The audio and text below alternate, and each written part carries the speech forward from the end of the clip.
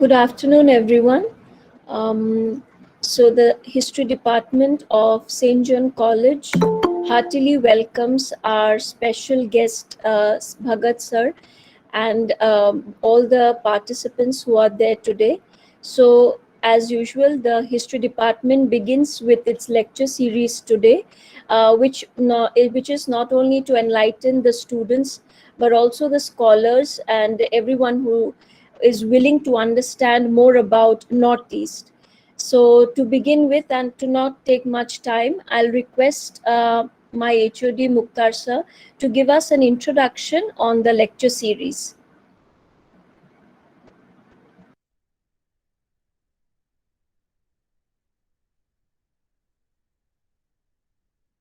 Sir, you're muted, sir. You have to unmute us. Oh, yes, thank you. Thank you, Avi. Yes. A very good afternoon to all, respected Principal Professor STs and HES, Honorable Guest Professor Bhagat Oinam, Jawaharlal Nehru University, New Delhi, respected Administrative Head Mr. Peter Banks, distinguished professors, scholars, academicians, dear students, and my colleagues. It is an honor and privilege for me to welcome you all to the annual lecture series of the Department of History, St. John College, Dimapur, Nagaland. Though the department is following the prescribed syllabus of the Nagaland University, at the same time, we are also working on the Northeast Indian history, culture, literature as well from the last 2-3 years by organizing national seminar, celebration of World Heritage Week to create awareness on heritage among the students and citizens of the country as well, and also by the publication of souvenir about the heritage of Nagaland in 2019. And we also published one national seminar proceeding by the name Mapping Memories, the Cultural Heritage of Northeast India in 2020. In last year also, we had organized one lecture series about the Northeast India. The northeastern region of India, the gateway to East and Southeast Asia, comprised of Arunachal Pradesh, Assam, Manipur, Meghalaya, Mizoram, Nagaland, Tripura, and Sikkim. This easternmost region of the country command a special importance in India, not only because of their location, but also their cultural and historical uniqueness. The landscape, the range of communities, unique culture, geographical and ecological diversity make the region quite different from the mainland of India.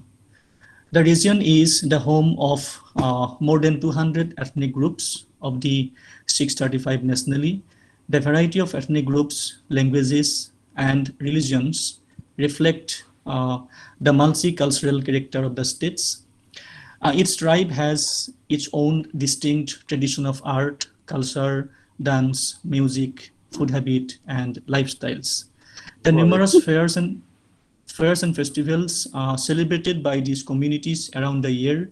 Again, each of the state has a unique identity by their own culture, tradition, fair, and festivals. Therefore, it is rightly says that India's Northeast serves as a cultural museum to the nation. Although the almost unavailability of the indigenous literary and other sources does make most of the studies on these people unbalanced and colonial centric, and failed to investigate the pre-colonial history of the region. However, abundantly the histories of these people are found hidden in the numerous legends, traditions, folktales, and folklores, etc. But when we come to the use of facts and the accessibility of the resources or evidence for research to teach, to learn about Northeast India, we used to face many problems like unavailability of sources, non-availability of secondary sources like books and others.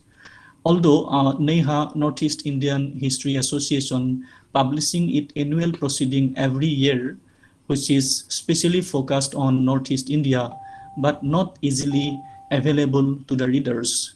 I mean, it is not available in the market. Therefore, we have to depend upon lectures, seminars, and research papers, which can access. Most of are also not very easy to access. So the lecture series aims towards providing a platform for healthy discussion amongst students, scholars, researchers, intellectuals, so as to contribute towards the almost decaying oral tradition, history, culture of the Northeastern people. So without taking much time, I am coming to the conclusion because we are very excited to hear from today's speaker. So I would like to conclude by thanking the college management for supporting us to organize the event, including our principal, who always encouraging us to organize such kind of activities for the students, for the teachers as well.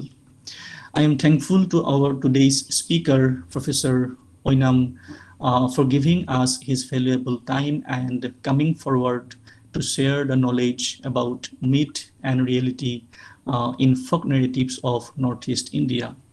Thank you so much, sir, for accepting our invitation.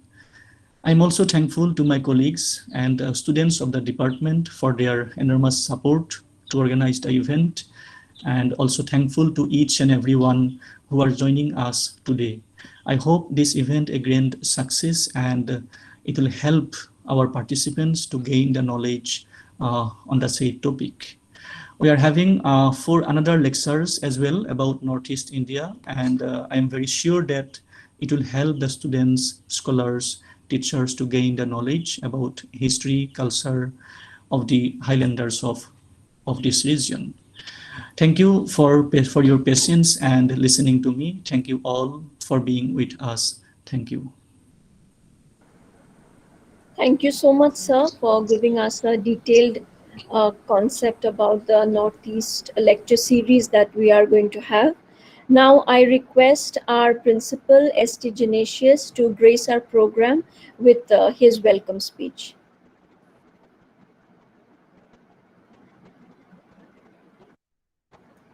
Sir, your mute button, sir. Okay. Sorry about it. It's Good afternoon, everyone. Thank you for inviting me for this wonderful program the history department is organizing. I'm really thankful to the history department for organizing such a wonderful program, not only for our students, but also for all the history scholars around India. Now, I am also grateful to Professor Bhagat for giving the first talk in this series today. Let me welcome him to St. John College and St. John family for your honorable presence. Now, today's talk is Myth and Reality in the Folk Narrative of Northeast. The concept is really very interesting one. I like to listen completely because in the year 1984, when I was studying philosophy, I studied about myth. The first time I heard the word myth was in 1984 when I studied philosophy. In philosophy of religion, mainly I studied about myth, philosophy of religion. Also, I took up psychology in the later years. There also the concept of myth was very important for the early psychologists like Sigmund Freud, Carl Jung. They gave, both of them, even though they gave two different opinions, but for them it is very important. For example, for Sigmund Freud, myth was a taboo in a society, in an early society, in an ancient society, is put in a form of stories, taboo. But for Carl Jung, entirely a different concept. He was saying that everyone carry the mythological concepts in our genes, genetically. He calls it, it comes in collective unconscious. Now, when I was doing theology in 1989, interestingly, my thesis was on myth in religious language. Again, some of my friends used to call me, I was very fond of a German theologian who talks about myth, Rudolf Bultmann. Many of my companions, they used to call me also Rudolf Bultmann because I was so fixated with the concept of myth in religion, religious language. Myth in religious language is, yeah, I know what is myth, and I know for certain that religion or religious language cannot come out without mythical language. Mythical language is an expression. So in the narratives, when we talk about historians, when they talk about myth, probably they'll be talking about a different angle. Or is in English literature, they talk when they talk about myth, a different aspect. But the reality is same. Myth is a myth. So this topic is really interesting for me, and I really welcome all of you who have joined here, and I also once again welcome Professor Bhagat for our conference and inaugurating this wonderful series of talks by the history department with your wonderful concept of myth and reality. Probably all the audience will be enlightened with this concept, and I also wish a success in the course of time because there's a series of talks there. People will enjoy it, and let me conclude my words by once again thanking the history department for organizing such a wonderful program. Thank you one and all, and enjoy the series of talks in history and learn history authentically in reality. Thank you very much. Thank you so much, sir. And it's a pleasure to always have you in our departmental meetings and lecture series. Now, I request one of our students, Nokshang Temba Chang, to introduce our esteemed speakers to everyone. Nokshang, you can take over the platform and introduce our esteemed speaker today. Am I audible, sir? Yes, Hello? you're Hello, audible, everyone. Nokshang. Okay. Yes, Nokshang, you're audible. Good afternoon, everyone. Okay. Good afternoon, everyone. Respected our honorable principal, Sir Saint Johnidus, and distinguished resource person, Sir Bhagat Oinam. Respected our administrative head, Sir Peter Bang, HOD of our department, and other teachers of the department, distinguished participants and students.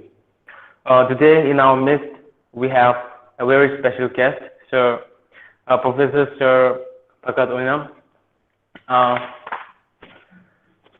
He is currently a professor of Special Central of Study of Northeast India. He worked on philosophical anthropology, socio-cultural philosophy, ethics, and aesthetics. In addition, he writes on indigenous knowledge, conflicts, and identity politics in Northeast India. He joined the university in 2004 as an associate professor, Center for Philosophy, Schools of Social Science, JNU. Before he joined to JNU, he served as an assistant professor in Department of Humanities and Social Science, IIT Bombay, and as a lecturer in Department of Philosophy, Northeastern Hill University, Shillong. He did his PhD on dimension of value conflicts, a critical perspective from Punjab University in 1998. He has invited to deliver lectures on many themes from different countries of the world and presented a large number of research papers in national and international level. He has guided 17 PhD and 25 MPhil students with degree award under his supervision so far. He has published a number of books such as Northeast India, a Reader, and Perspective on Manipuri Culture, and more. He has completed 2 research projects on globalization and ethics, and women in traditional worldview and institutional practices, reading the aesthetics and ethical discourse in Northeast India. under Indira Gandhi National Center of Arts, New Delhi. Presently, he is working on an ICSSR Impress major research project on spirituality and mysticism in indigenous religion of Northeast India. Finally, I thank Ms. Apurupa and other for the time and for the opportunity. Thank you. Thank you so much, Nokshang Temba, for introducing to us our esteemed speaker. Sir, I would request you to now take over the platform and enlighten all of us with your gracious and phenomenal lecture.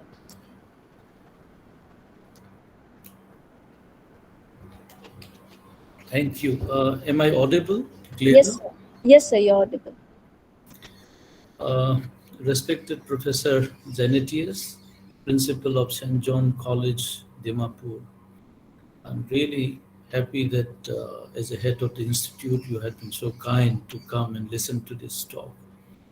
Also, thanks to Dr. Saikia, who gave me a phone call and asked me if I could speak. Since it is on a theme on Northeast and also from a college from the Northeast, I readily agree. What I have proposed to do today during this span of 45 to 50 minutes or maximum of 1 hour, I wish to speak on this theme called myth and reality in the folk narratives of Northeast India. But I'm also happy that Professor Zenitius, being a student of philosophy, also knows how the issue of myth is being looked at by the philosophers. Of course, the anthropologists, psychologists, they also look through different perspectives.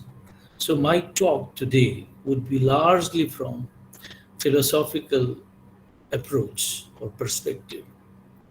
But also let me submit that I'm someone who loves to work on the ground in the sense of going to the empirical research and not necessarily remaining in the framework of theoretical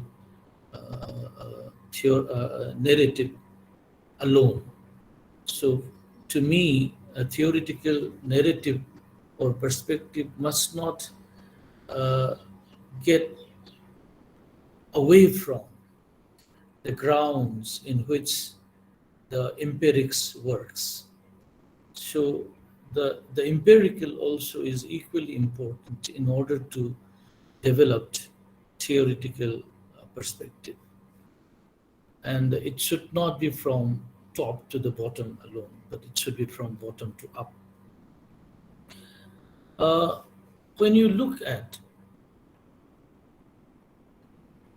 these two concepts, myths and reality, normally what we think, and immediately for any layman, anyone who is intelligent enough and wants to engage with these concepts, what apparently comes before us are two concepts which seemingly are contradictory to one another.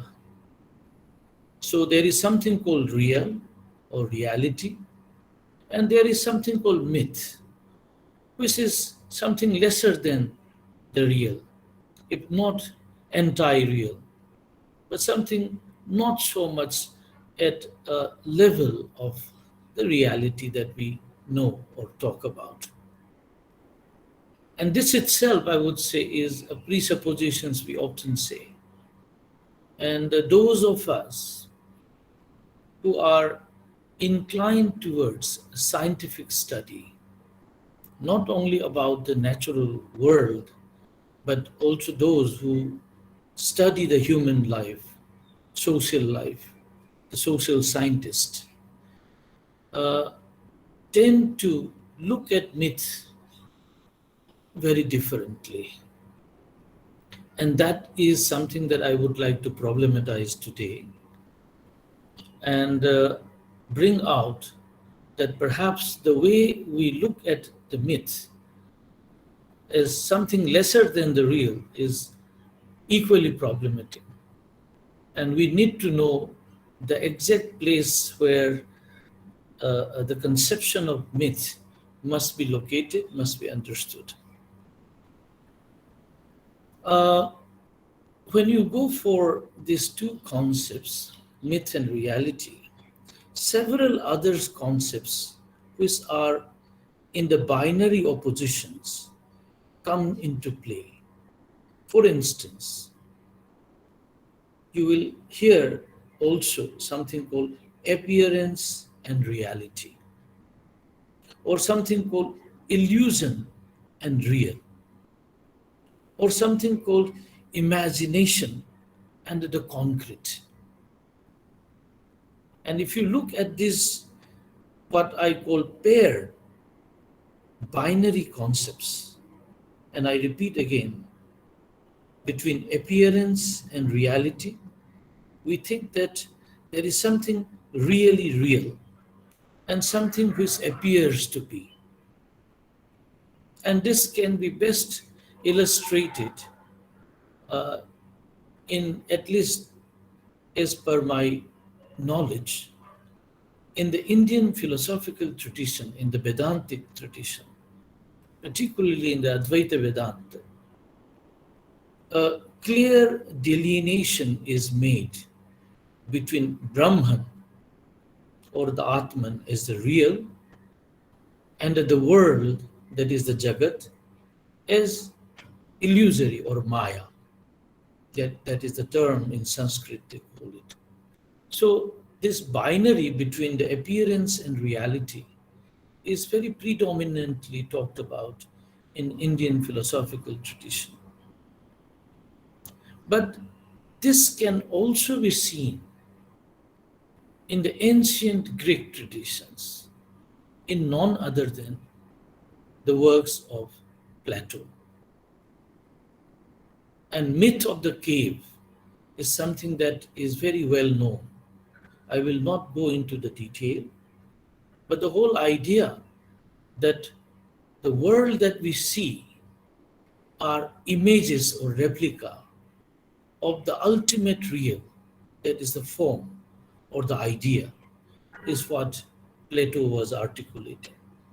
So what we see around is what you call appearance, and reality is something much deeper at the conceptual or at the world of the ideas. So world of the ideas is been seen as the real, and that is a idealist perspective onto understanding the world. That you make a binary between the appearance and reality. So is the case with illusion and real, imagination and concrete. Often we tell our friends that when he talks about something about the world around him, about friends, we tend to say, well, you are imagining. Don't imagine too much. Be real. Be concrete. We make such statements or comment towards our friends, saying that you are fantasizing, you are engaging into imagination. So be concrete, be real. So the whole idea that I want to submit before you is that in our vocabulary, we make a binary distinction between something that is real, about which we don't doubt much, and the other, which is that we doubt. And interestingly, if you look at again in Plato, the thinking that Plato taught, articulated on knowledge, is knowledge is a justified true belief. So we all have beliefs about our own parents, we have beliefs about our friends, we have beliefs about our gods or otherwise about the world. But what distinguishes belief from knowledge is that knowledge is a refined, justified, a true belief. So, in order to gain knowledge, you need to have a belief, but that belief can become knowledge only when it becomes true. Otherwise, it becomes merely a belief. So, when belief becomes true, it becomes knowledge. And how can a belief become true? Only when it is justified. That is, justification through reason, through objectivization, and so on. There are several methods that are being articulated. So, theoretically speaking, we tend to give myth a lesser place than the real, and what you call reality is something of a higher, which is at a plane where you gain knowledge, then you say, oh, I know the reality. And when you do not gain that knowledge, then you think, I am in the world of illusion, or in the world of imagination, or in the world of appearance, wherein even the myth is located in that. So we try to make a distinction. Don't create myths, we say. And then, if I give an example now, that about the Naga nations, for instance, or creation myth of the Nagas, of which I will be speaking towards the end of my deliberation, you will find that often when you do not accept, you say, oh, you are creating a myth. And when you accept, then you say it is real. So that this division of reality and myth seems more of a political choice rather than a very truly strictly epistemic. Though I have told you that Plato was the one who articulated distinction between belief and reality. Now, I would like to go to a particular philosopher, a German Jewish philosopher, uh, who was contemporary of Heidegger, someone who lived and worked during the phase of First World War and Second World War, Ernest Cassirer. Uh, he has worked on logic, scientific methodology, and also he worked on cultural life, cultural domain. And he articulated that there could be two forms of science. One is natural science that we all know about, but he also talked of cultural science. So there can be a science to study the culture, and that is where I would like to engage with Ernest Cassirer in today's talk. Half of my presentation will be engaging with his own articulation, which partially I will depend on his work, but I also find several issues with his articulation. So I will also depart from what Cassirer did. And I feel that Cassirer has not succeeded uh, sufficiently in terms of understanding the cultural life of any communities that we can talk about. Now, interestingly, Cassirer spent lots of time in the works of anthropologists and built a philosophical narrative, theorizing, based on the works of those anthropologists. And he articulates that myth has a purpose. So he says that we must not study myth in the way we study the natural world or even the social world. There are natural objects in the world of which natural science studies. They do observe, they verify, and also come up with conclusive statements about the reality of the natural world. And there are very strict, so to say, methods of inquiry in natural sciences. We also know that in social sciences, the word science itself suggests a suffixing after social, that we call it social science, claims that our study, any form of disciplines, either it is sociology or it is political science or anthropology, claims that it is a science. It is a science of the human, a science of the social, science of the social life of the humans, and you call it as social science. So there is also a desire and also a claim to give a strict methodology, what you call scientific, quote unquote, to understand the society. In the similar way, Kasherer was also articulating that our cultural life, about our rituals, religious rituals and beliefs, this can also be studied scientifically. And there can be a science of culture, which, methodologically speaking, need not be identical with the methodology of natural sciences or so-called social sciences. And this is very clear, even your discipline called history. I don't know where your Department of History in St. John College is located. In many universities,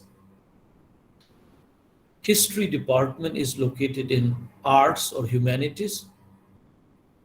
In many other universities like ours in Jawaharlal Nehru University, the Center for History is located in School of Social Sciences. So even the discipline of history, which you are a student, is either considered as a part of humanities or as a part of science. Now, very briefly, not to digress from the main focus of what I want to say, is that what is it that we are so fascinated by this term scientific, objective? So much so that we think that even the cultural life, the cultural belief, and even our imagination can be understood scientifically, even if that method may not be same as that of the natural sciences. Still you want to call it as scientific. And Kesserer was one who felt that there can be science of culture. In the simplest possible way, how we can talk about science is that scientific method certainly does not claim that their results or the conclusion is the final and the universal. Science never claims that. Science claims that their answers or conclusion to their study is objective, verifiable, and true as long as they are not proven otherwise. As long as somebody or some scientist comes and tells that the finding is wrong and prove that that is wrong, unless this is done, the scientists claim that our theory, our conclusion is correct. But they are also giving a condition that unless proven otherwise. So science that way is very clear on their positions. But something more significant that they claim is that the method that they employ, the scientific method that science, whatever that form may be, it may be a natural science or a social science, whatever the claim, a scientific claim that is made methodologically can be verified, and there is a uniformity and transparency of the methodology. And that is something very, very significant, while a discipline claims itself to be scientific. Now, my problem with Kessler is that this division of disciplines in terms of scientific and non-scientific, and his desperation to create a science of culture, is also trying to imitate the methods of science to understand something which is otherwise a very, very different ball game altogether. So let me go into this further on this nature of the scientific inquiry. Kessler sees that myths are a language of the most primitive. And this is interesting, please keep this in mind. It has both a literal sense as well as a metaphorical sense. What does Ernest Kessler means by saying that myths are the language of the most primitive? It is a primitive consciousness or awareness about the world.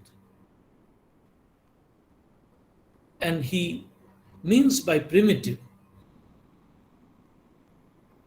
as the most originary or the first, the foundational take on our looking into the world.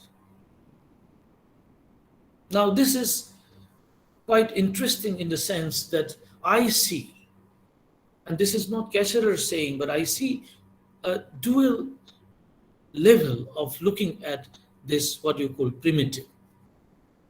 What many calls it as animist, or others might call indigenous. But what is this word called primitive? It can be both derogatory as well as positive. And that is what I want to study. That every community evolves. And if you look through the Darwinian articulation, which the Western world has been articulated, and they thought that it is the Europe and European civilization, its scientific inquiry and its achievement, which make them ahead of the rest of the world. And you know how the European civilization and its military power controlled the rest of the globe. And we also know through their anthropological study, they started looking at communities of the non-European kind as primitive, as tribal, even sometimes barbaric. And it took upon itself the mission of civilizing the savages. We know this is whole history of how even the Christianity was brought into this discourse of civilizing the savages. Now, my submission here is that those who have lagged behind in terms of civilizational or cultural growth, you call them as primitive. That is one way that the primitive people cannot understand the functioning of the nature. So you do not understand, for example, I'm giving an example, that you do not understand how the celestial body moves, how the earth moves, how the moon moves, how the sun moves, how the whole solar system evolves. So since these primitive people do not understand the nature of this planetary system, they started giving names to these planets and treat them as gods and goddesses. And several narratives are built upon the human linkages with this heavenly bodies. So these are primitive people. So they depend on the what you call mythical narrative of the universe. This is one way of looking. Since the European civilization has got scientific temper, scientific skill, they had been able to overcome many of these myths, and they have scientifically understood the world, and so they know the reality much more clearly than this what you call the tribal or the primitive. This is one way of looking at the primitive. And entire colonial narrative is built on this division between the savages and the civilized, the scientific and the non-pre-scientific. But there is also another aspect of this primitive. The primitive could be the most immediate capturing of the world by an individual self. Let me repeat this, that how you encounter yourself with the world in the most immediate and intimate way, that is also called as primitive. And this is what I am also linking Kesherer's take on primitive with this, with symbolism.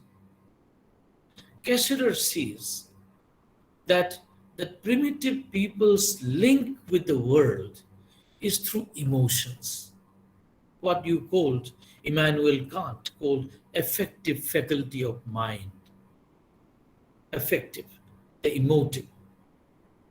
So when you emotionally engage with the world, it is not through reasoning, it is not through deliberated perception, but something which you encounter, you perceive, but you experience, and immediately you are dragged into. You find a flower beautiful. You don't question further about the beauty of the object, but you are inclined towards that. You look at the natural objects, and somehow you are inclined towards the beauty of that object. And that inclination is one-to-one immediate encounter between the subject and the object there. And this is an effective link between the individual self and the surrounding that he is in. And this doesn't require, when you love something, when you are dragged into emotively towards anything, it can be human, it can be an object, even if it is can be an idea of God. When you see the mightiest of the mountain, when you look at the vastness and the rapid movement of the sea, the roaring of the sea, immediately you feel, wow, how the Almighty must have created this. The wonder that you get to the creation. And perhaps you affiliate this creation to something you do not know, which you call God or Allah or Ishvara. Call it by any name, to certain spirit, much above, which is so immediate. And that is what I would call, taking clue from Kesserer, as the primitive consciousness or emotive feeling that one's have in one's immediate encounter with the surrounding. And we also know that after a point in time, you started investigating further onto the things that you like. Like you fall in love with someone with an opposite sex without even much thinking. But as close and close you gather, then you might start rationalizing the relationship. And then you become more objective. You start knowing more and more. And that primitive consciousness loses out. The love flies away. This is in a lighter vein.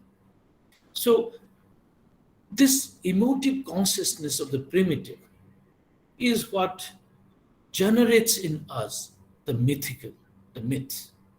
And often we think that, oh, I fell in love with my friend. I liked him so much, or I liked her so much. But after so many years, I realized that he is not the way I thought him to be. So, what I thought about this person is a myth. That is, that the immediate encounter, the primitive understanding of me, thrown immediately towards the person, now breaks down. Because of your reasoning, so on and so forth, the pragmatism, the rationality brought in. Then the primitive consciousness loses its charm. And you start giving a name called, it was myth, it was appearance, it was an illusion. Now, this point where I want to engage with this division is that we, when do not understand the purpose of myth, we start looking at myth very differently, more in the secondary derogatory stage as against the real and the objective. The purpose of the myth is very, very different from the way we perceive the world. And that is what I want to come into.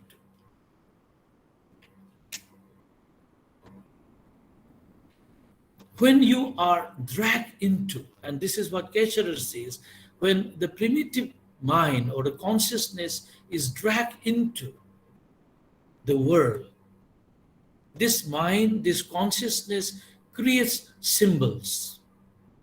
And it is through symbols that you communicate. Let us look at even the flag, the national flag, India's national flag. Even you have now so much of debates and quarrel and talks are going on about retaining Naga flag, national flag, right? Whether it is feasible or not feasible. What is this flag? It is a piece of clothes with some colors. There is nothing in it per se.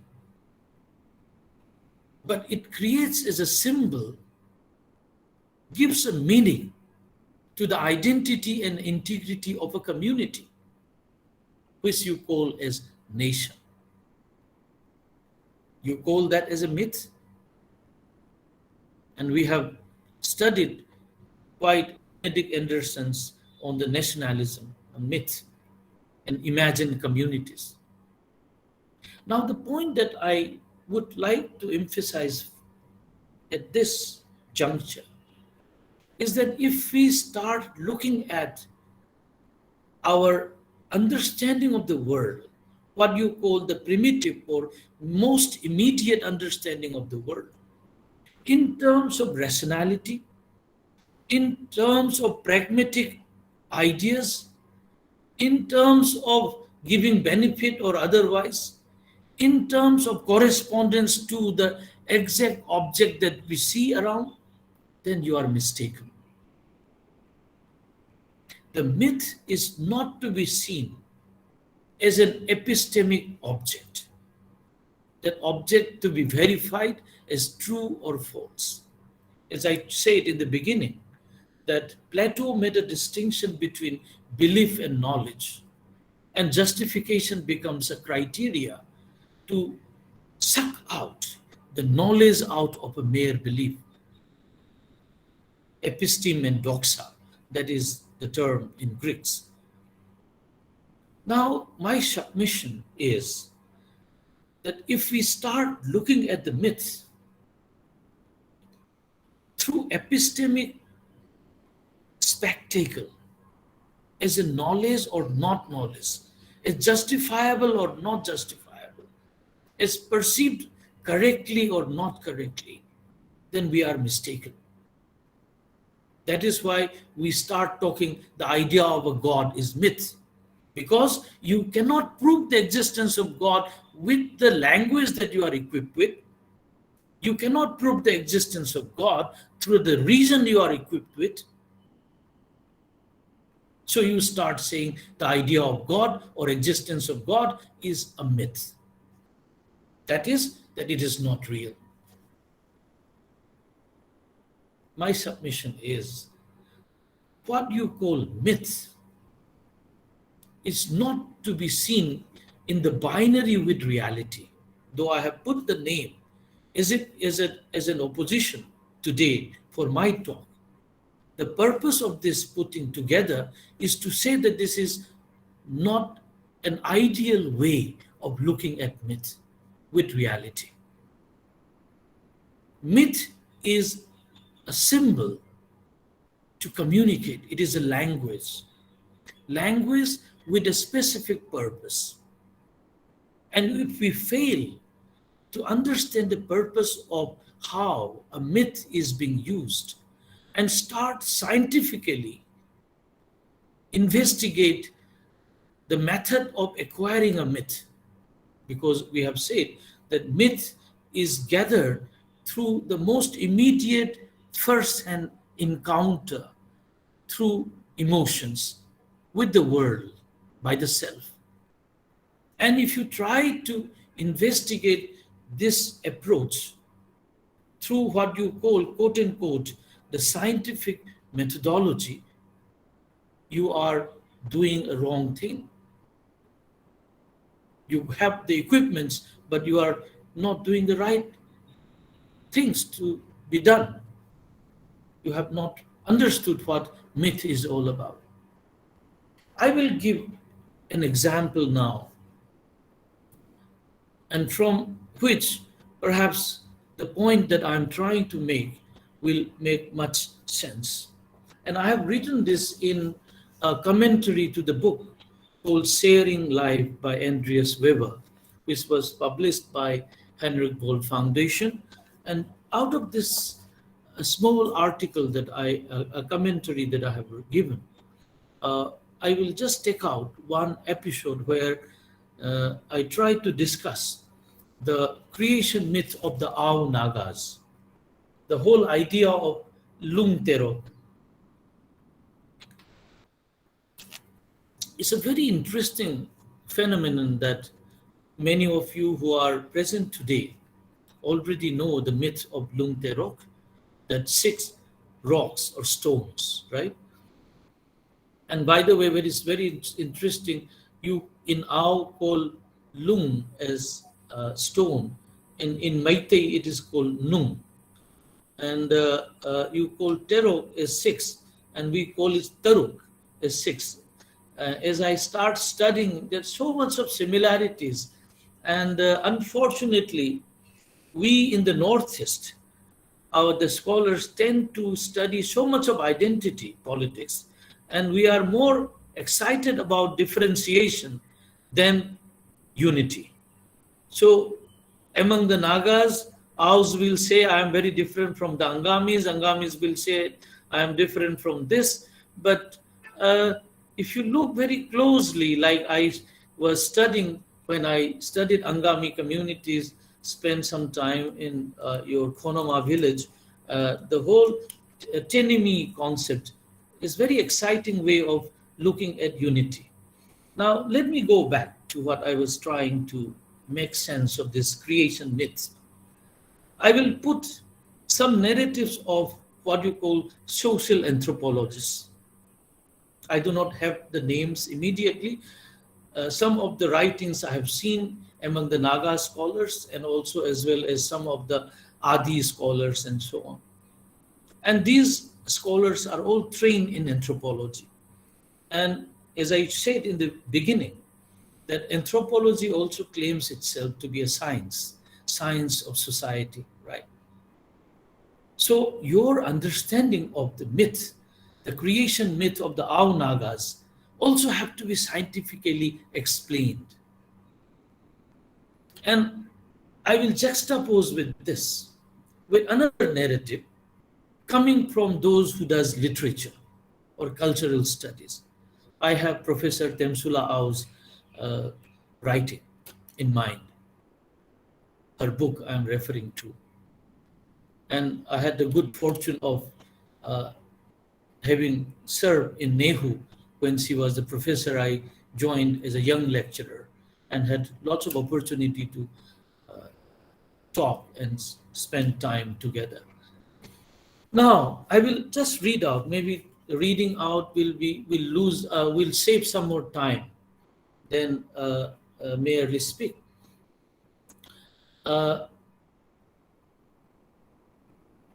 the interesting part of this myth is the multiple readings of the same myths, the same creative myth of Lungtero.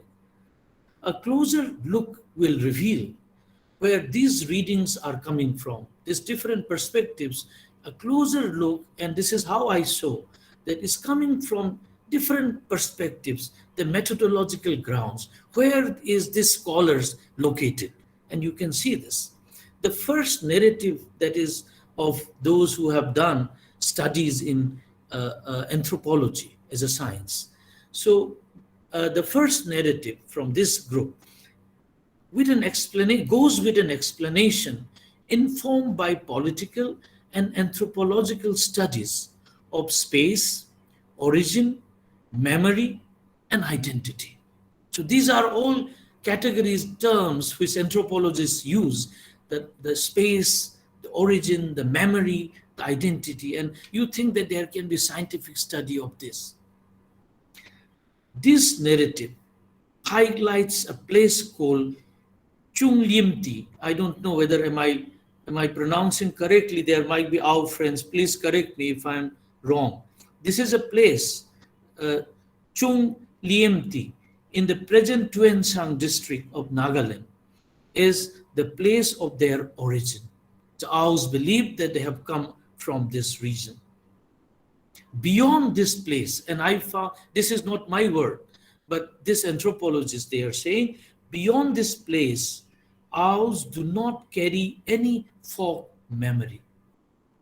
So the memory of where they originated is a place in Tuensang district, and from there Aos carry their memory. Beyond that, they have no idea from where they have come.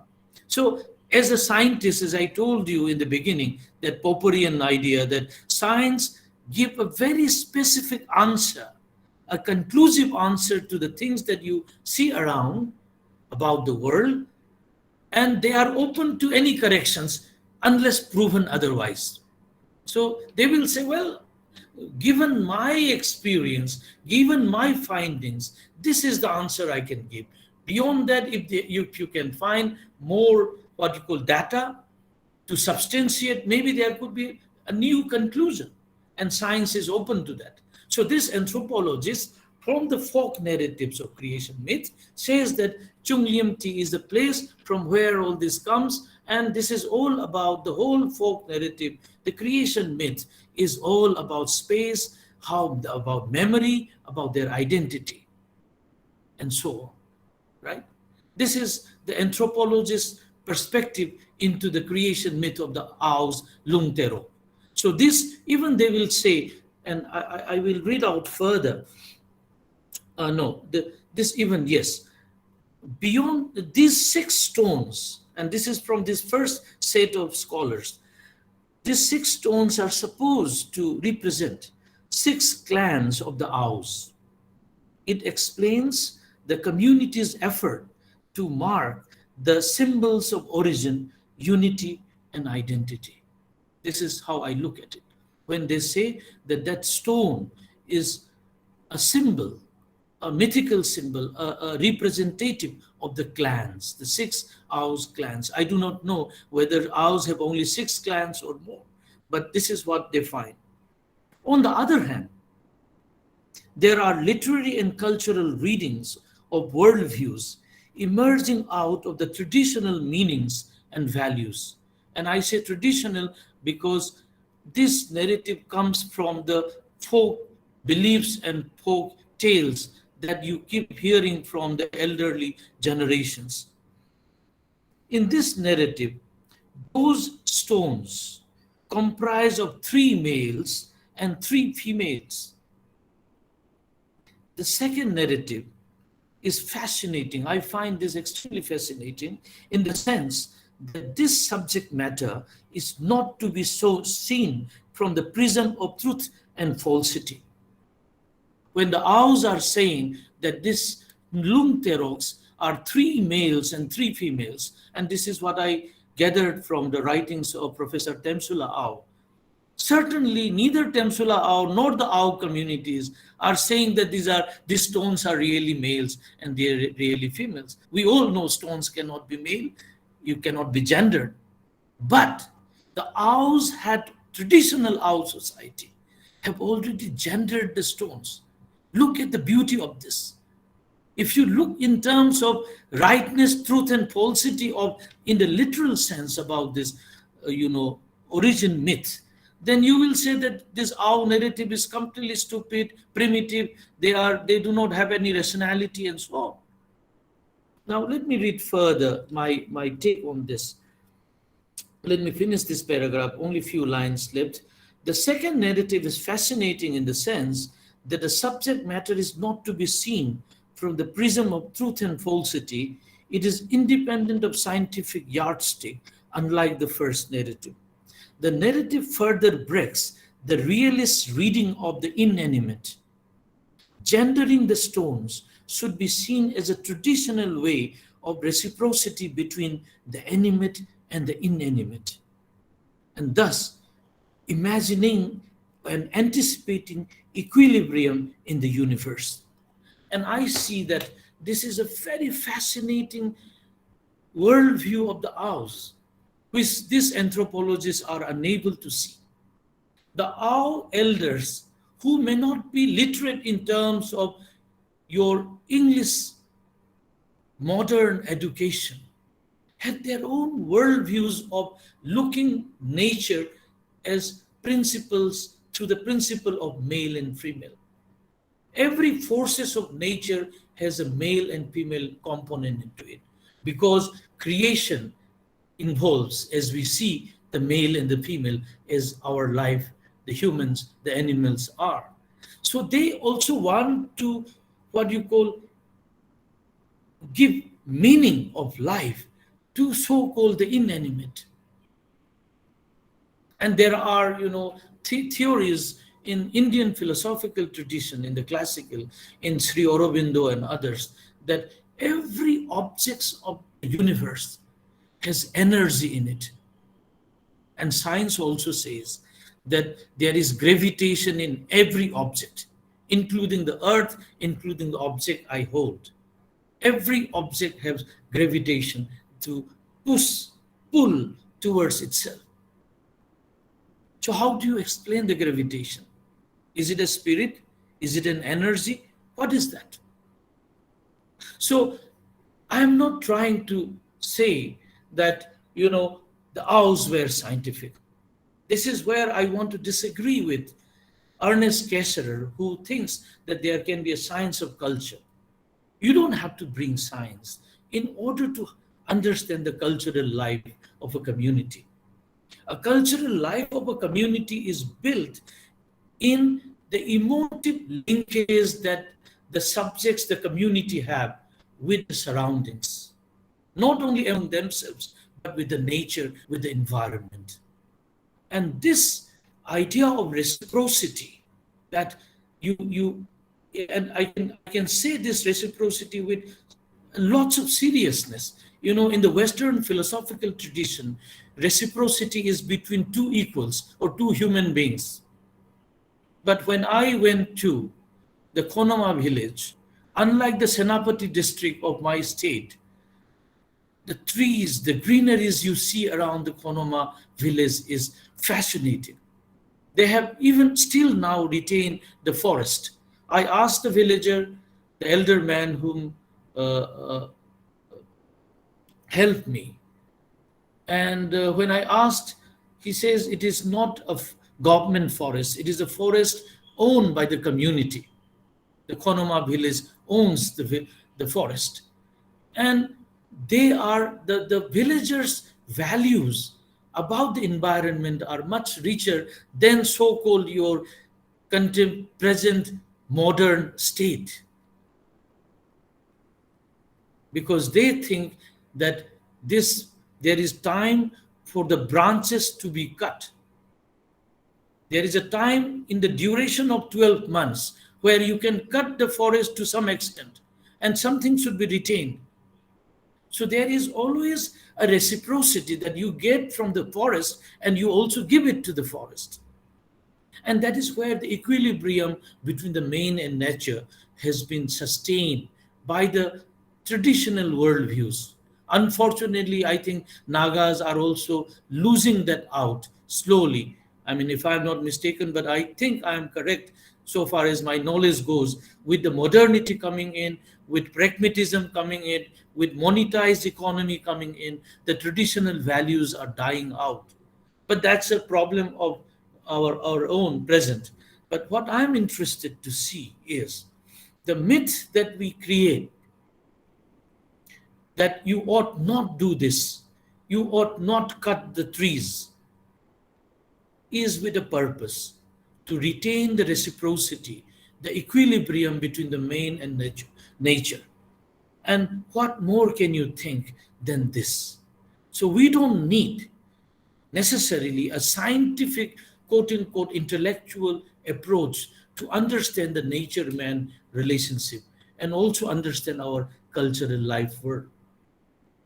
So I am little critical of those who takes a very so-called scientific approach to understand the myth.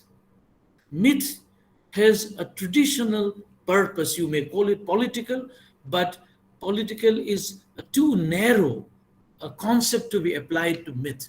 Myth has a purpose to sustain the life. Myth has a purpose to create equilibrium. And what more than the traditional myth has created? I think I should end with this. I have taken quite a bit of time, nearly more than 50 minutes, I believe.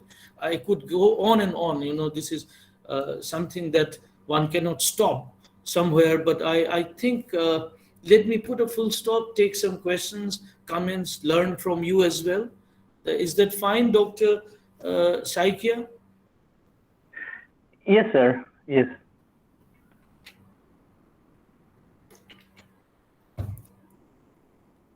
So I think I should. Do you want me to carry on, or we have a discussion? Yeah, sir, it's very interesting. I think you can continue for another 15 to 20 minutes. All right.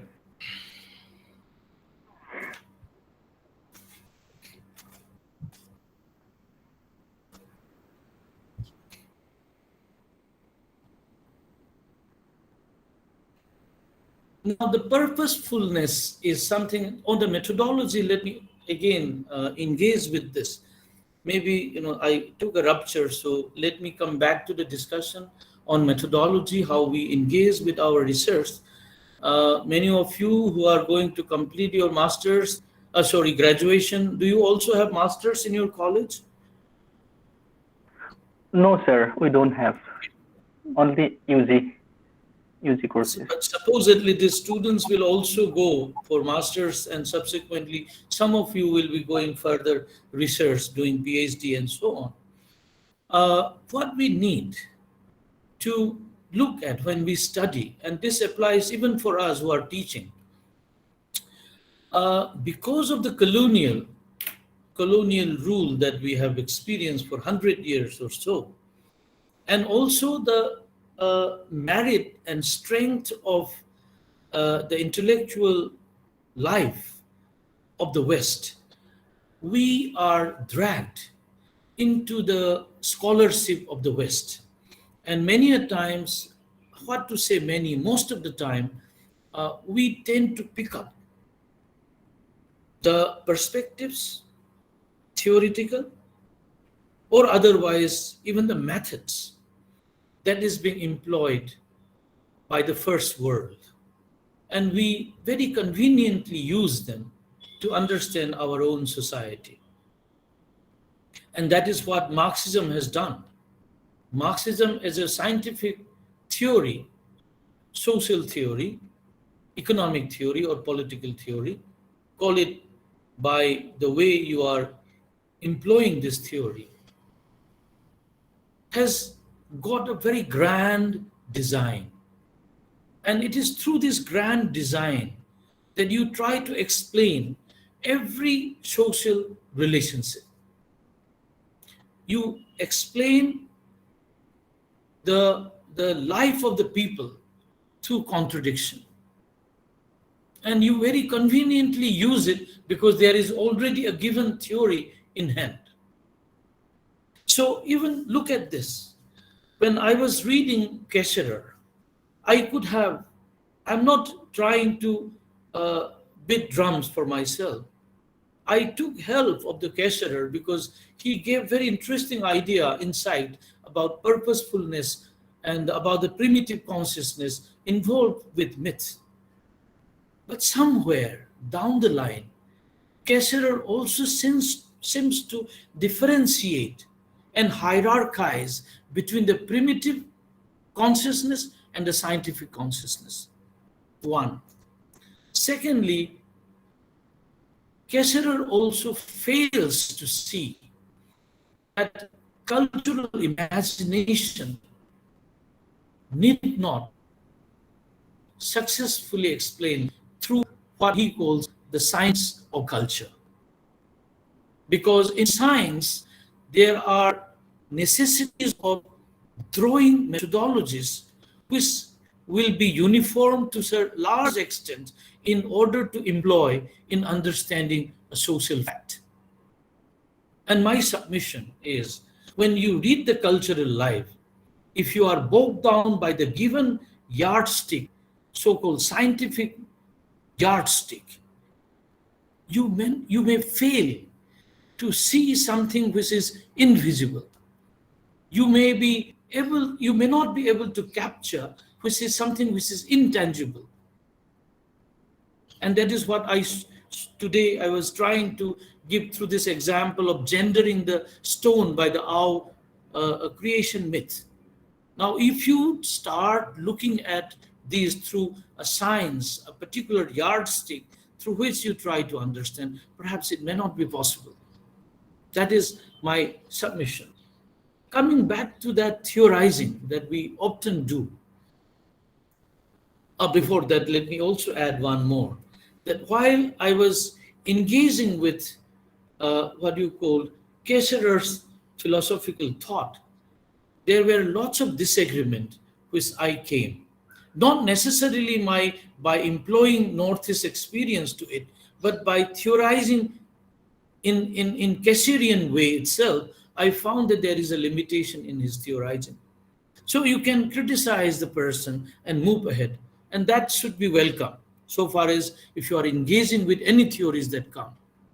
But the unfortunate part is, most often, we pick up a liberalist theory, we pick up a Marxist theory, and somehow unquestioningly apply and try to explain through those theories our social reality. I shall give you one example recently that I come across. A student was trying to do a research on social institutionalization of through Chhatra in Assam. And Assam tradition of Chhatra is, the Vaishnavite tradition, very strong. Now, you try to look at Chhatra through Marxist and Weberian theoretical perspective. So I suggested that yes, Weber to some extent you may, because Weber was looking at Protestant ethics and how Christianity worked under a particular form. So you also see that Chhatra as an institution was part of a bhakti movement, which is a pan-Indian movement, I would say. And I would agree with even those who says if India can be connected, perhaps it is through Bhakti tradition, not through Ramanism. Because this Bhakti as a feeling of the emotive towards the ultimate, it has so much of resonance with Sufi tradition. It has so much resonance with the Protestant narrative.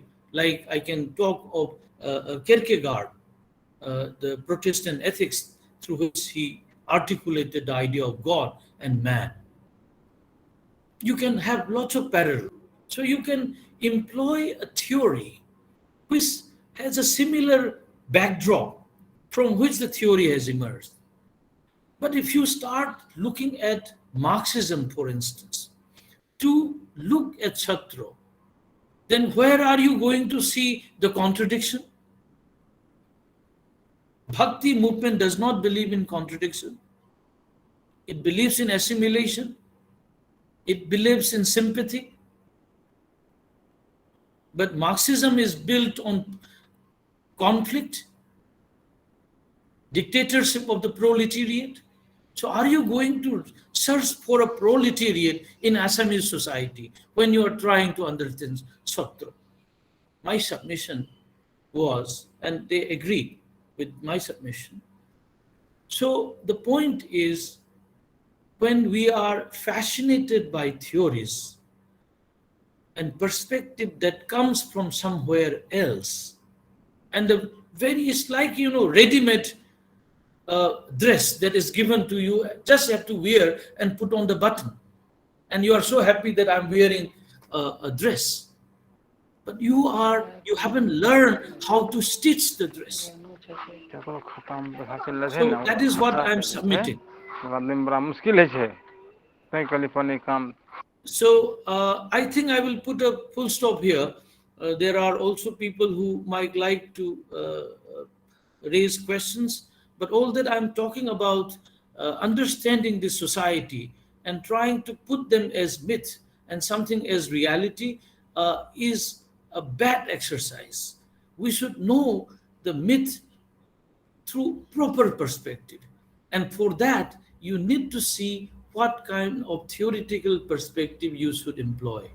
If you blindly employ certain theories just because those are fascinating, they may fail to understand the real purpose of a myth. Thank you so much. Thank you so much, sir, for your sublime and delightful lecture. Now, with your permission, may we open the platform for questions?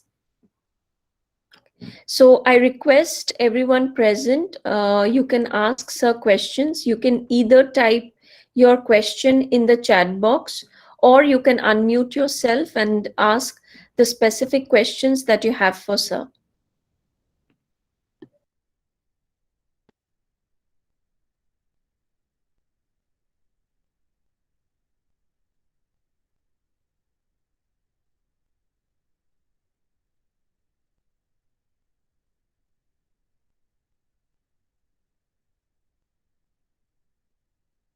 There seems to be no questions, no queries, I think. Either people were all in agreement with me or they are completely in disagreement. So if you are in between, you would have raised some questions. Sir, I think it's the former one. We all are in agreement with you. We cannot be in disagreement because it was a really wonderful and a phenomenal lecture from which I'm sure, at least to speak individually, I've learned a lot. And I'm sure they have questions, but so there is anyone have any questions, you can please ask sir.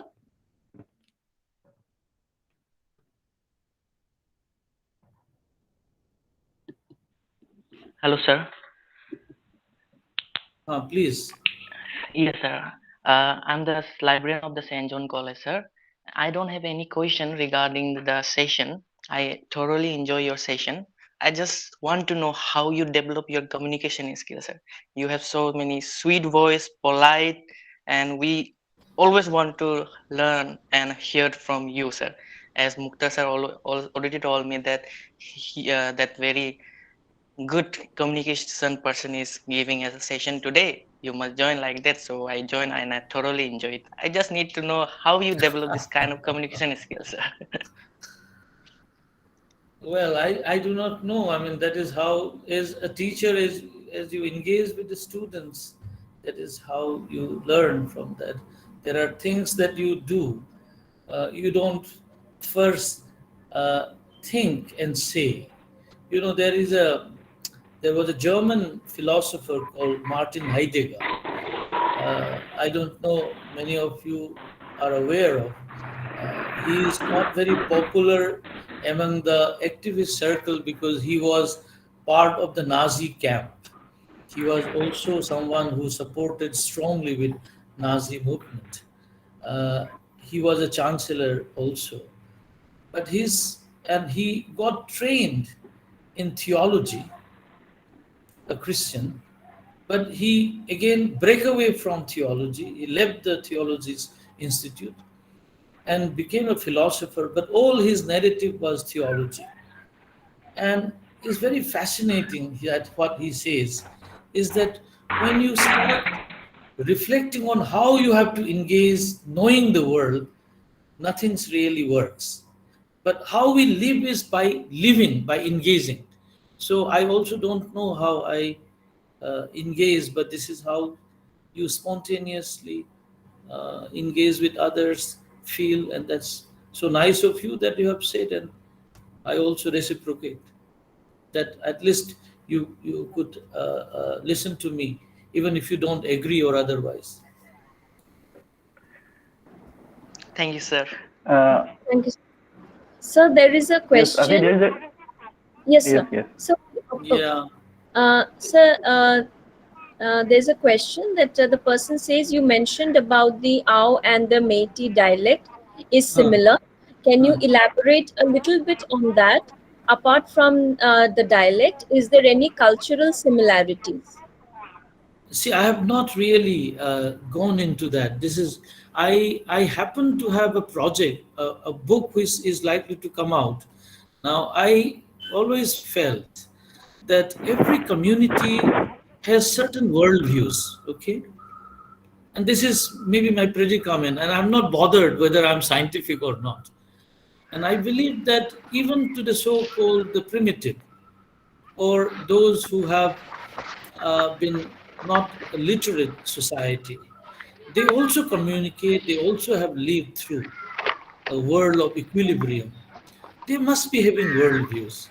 And that is how I was having research on studying around 22 to 26 communities of the Northeast. Ao, Angami, Shumi, they were also one when I was studying Nagaland.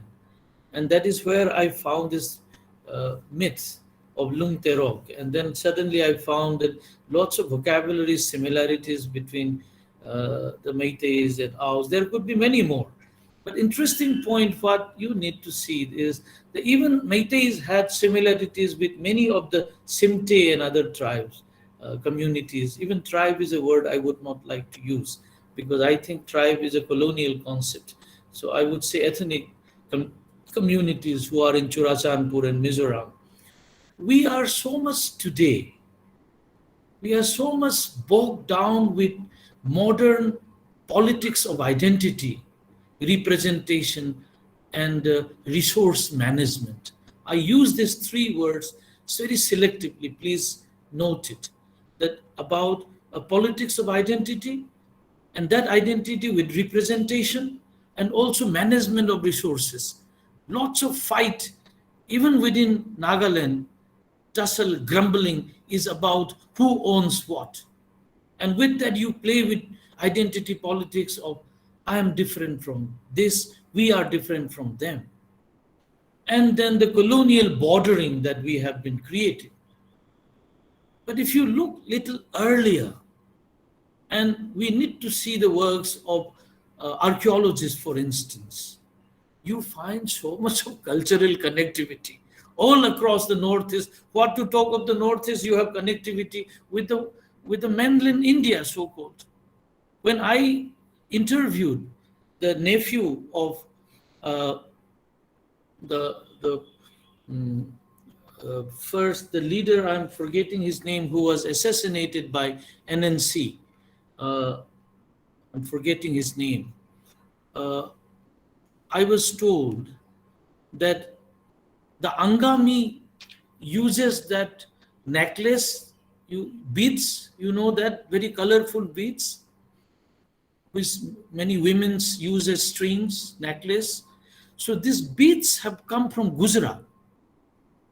So this grandfather of this gentleman went up to Gujarat, chose the color that he wanted, and the combination of color was done by him, but that was manufactured by the craftsmen of Gujarat, the Gujarati craftsmen. So are we not integrated? And this man used to sell cows and bulls up to Bangladesh. So people had been moving. But not only that we have stopped moving, but we also have stopped thinking beyond the point. And we have only been thinking about differentiation and politics of differentiation. The politics of, I use the word positively, politics of unity, assimilation or sharing, what I call reciprocity, is something that we can learn from our own traditions. What the Angamis were doing was nothing but reciprocity. And this is what we can learn from the old wisdom. Unfortunately, when I speak this in Delhi, even our own Northeast students, they become very critical and say, sir, you are trying to eulogize the past. You are not talking about sovereignty. You are not talking about autonomy. So these are useless things that you are saying. But I think the domain of the affective, domain of the emotive, which is most primordial, immediate, and even that can be lasting. I will end this answer with a slightly different narrative. Immanuel Kant, a German philosopher, articulated that there are three categories of mind. One is cognitive, one is cognitive, and third is affective. What is cognitive? The knowledge, reasoning, you perceive, perception, articulation, you analyze. We all do this in the everyday life, that you are all the time, your teachers are teaching you that this is historical method, this is how it is to be understood, how a poet was writing this poetry. So these are all domain of the cognitive knowledge. The domain of the cognitive is the domain of the moral. That is, it requires a community in which you reciprocate, you discuss, this is right, this is wrong. This is desirable, this is undesirable. You need an other. Without an other, you cannot have an cognitive moral articulation. So you are also a social being. And you articulate this through your practical engagement with the other.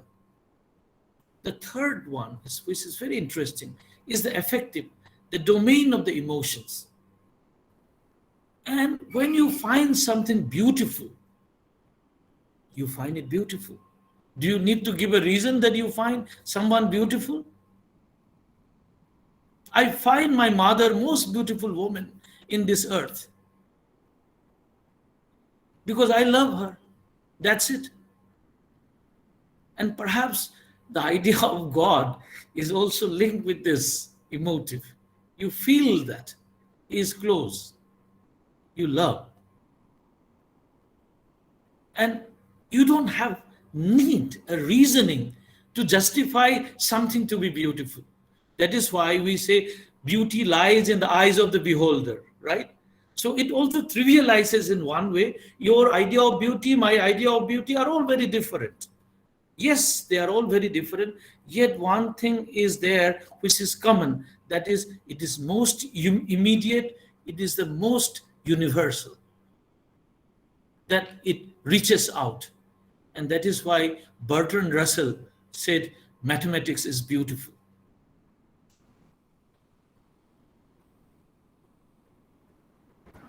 Thank you so much, sir.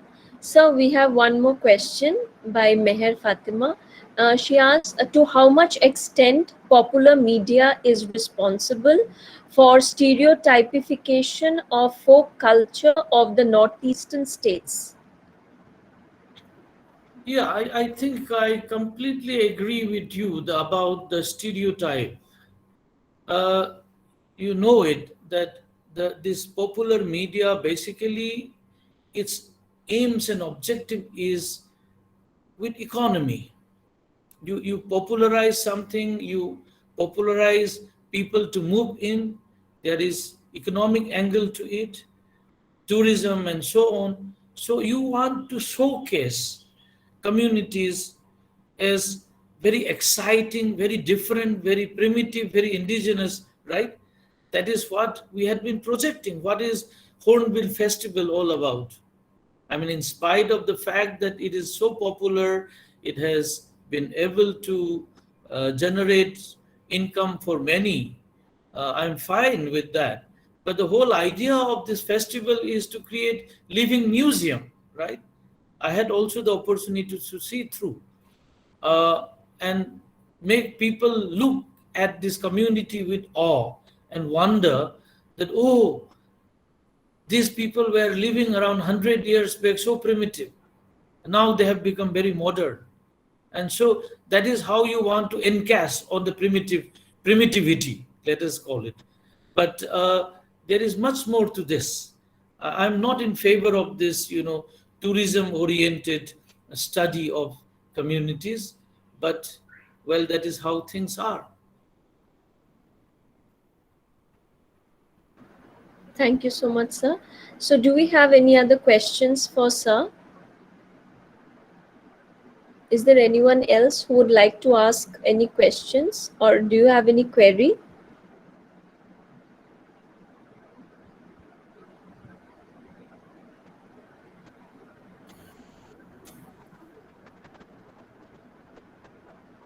Maybe we can now, yeah. Uh,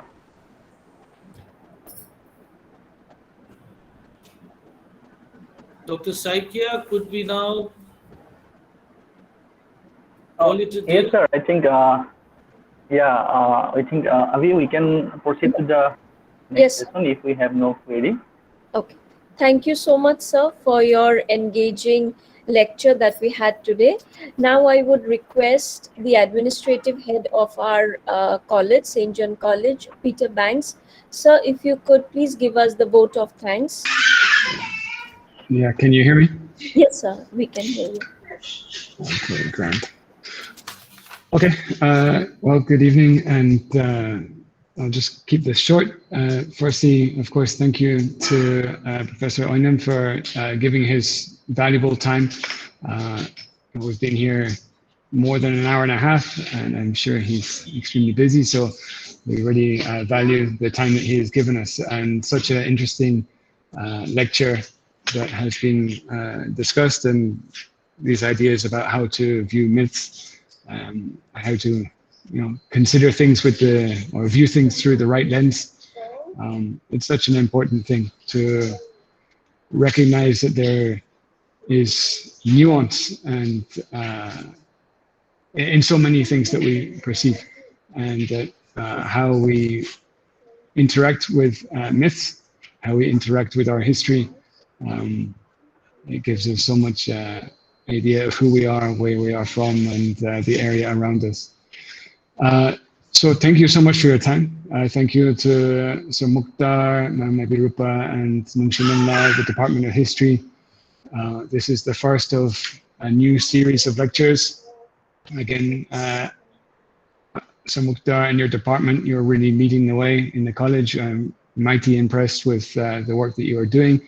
I get positive feedback from friends and others who really recognize the quality of the lectures that you are organizing. And today, no different. You have maintained a really high standard last semester and this semester. So do keep up the good work. Thank you to all those who have joined, our own students and also esteemed guests from other institutions in Nagaland and across India. Thank you for taking the time to join us today. I hope that when the situation becomes a little more normal, that we may have opportunity to see some of you face to face in the future. So you're always welcome with us on campus, and yeah, I look forward to that time. So thank you once again to everyone involved, and I wish you all a very good evening. Thank you. Thank you so much, sir. Okay, thank you, all of you. Yeah. Thank you, sir. Thank you so much, sir, for your positive feedback.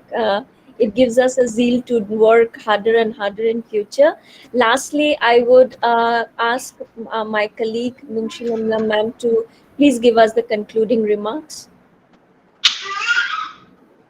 Okay, thank you, Abhi, for the time. I hope I'm audible.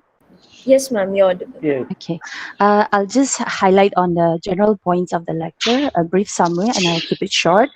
So, so to begin my concluding remark, I will just like to thank our esteemed speaker for the stimulating and enlightening lecture.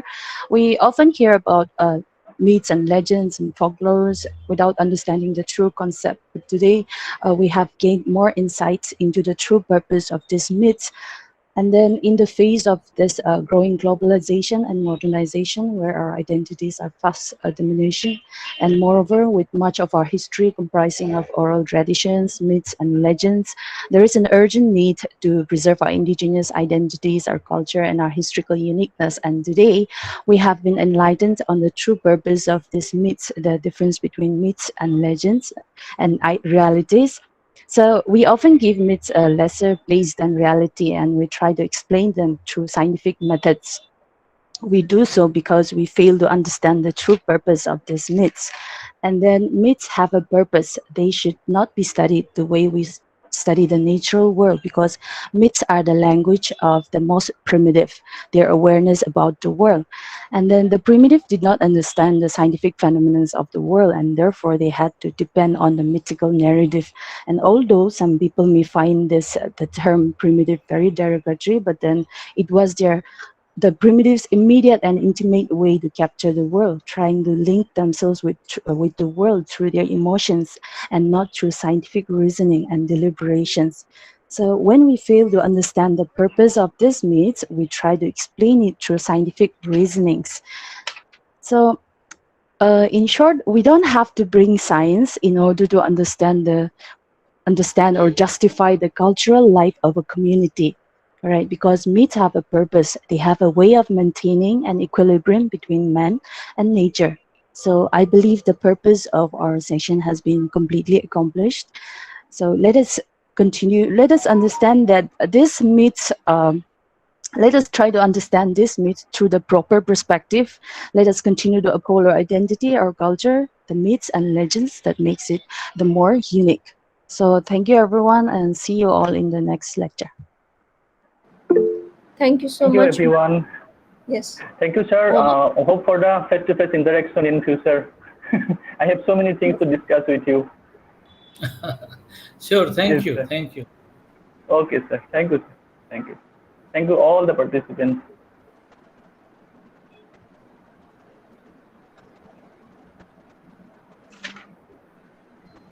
Yeah, thanks, sir. Thanks, man. Thank you, sir. Thank you. Thank you, sir. Yeah, good job. Thank you, sir.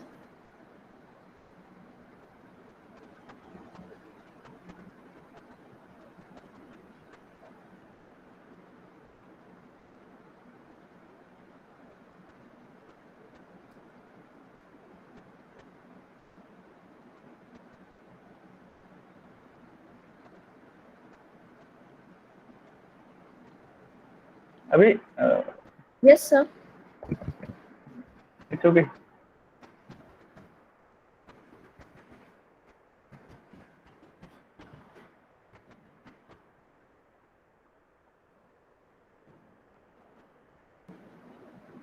Nine eight seven triple three. Just collect the numbers, not this 987 333. Okay, I will write the number for updates for other lectures. So this is my number. Oh, it's okay. It's your number, no? It's okay. Yes, Yeah, maybe they will. If they contact me, They will. I share them the WhatsApp group for all the regular Yes. updates. Yes. Yeah. That's fine. Okay, I think we can wind up. Huh? Yes, sir. Yes, sir. So we leave Okay. it. Okay. Thank you, Yes. sir.